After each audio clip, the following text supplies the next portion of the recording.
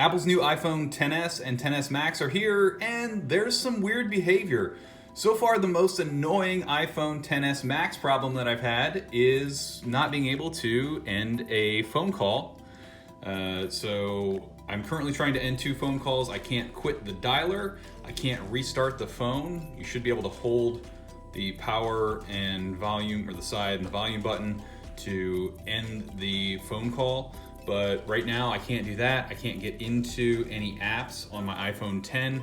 The only thing I can do is go back to this screen where it thinks I'm still in a phone call. And as far as I can tell, I'm going to be prevented from using my iPhone XS Max until the battery runs dead, because I can't even open up the settings app. And I can't force quit the phone app.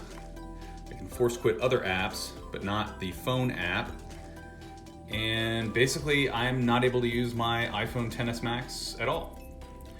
We'll have more on this. If we discover a fix, we'll post it in a link down in the descriptions or in a pinned comment. You can also check out the link down below where we'll have more of our iPhone XS problems and how you can fix them. Thanks for watching. I'm Josh Smith, GottaBeMobile.com, and hopefully I'll be able to use my phone soon.